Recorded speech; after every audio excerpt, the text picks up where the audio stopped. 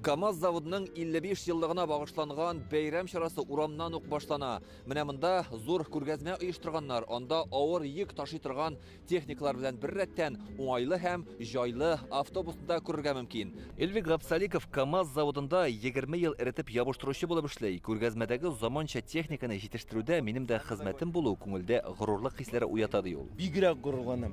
Хәзер бит моторлыгы да анда җайлы. Машинаның ичендә җайлы, җылы, бик әйбәт. Рафаэль Мөхәммәдиев 50 ел КамАЗда эшләгән. Хатыны белән дә шунда танышкан ул. Бу 50 ел эчендә дуслар, яшьләр, бергә курслар белән очраштык.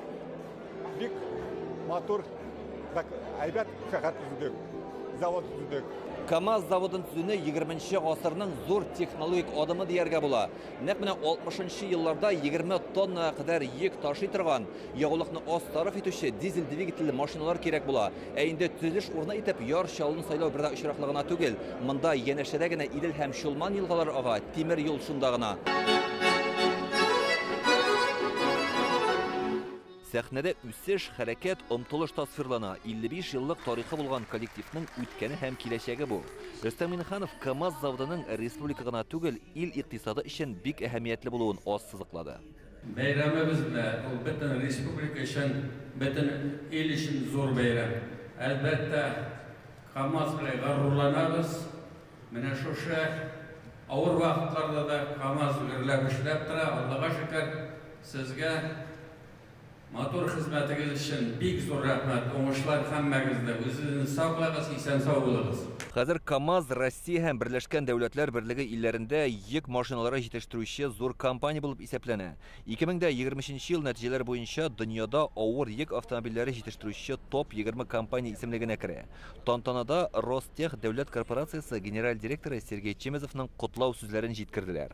Уважаемые коллеги, уважаемые друзья, поздравляю вас, ветеранов предприятия. Хөрмәтле КамАЗ заводы хезмәткәрләре, сез үзегезгә кадәр өлкән буын вәкилләре башкарган хезмәтне югалтмыйча, аңа үз өлешегезне дә кертәсез. Алдынгы технологияләр белән тулыландырасыз. Рәхмәт сезгә. Хәзер заводта 34 мең кеше эшләй. Алдынгы технологлар, инженерлар, башка белгечләр хезмәт куя. КамАЗ машиналары 80 илгә сатыла. Впервые в мире решили построить такой большой завод.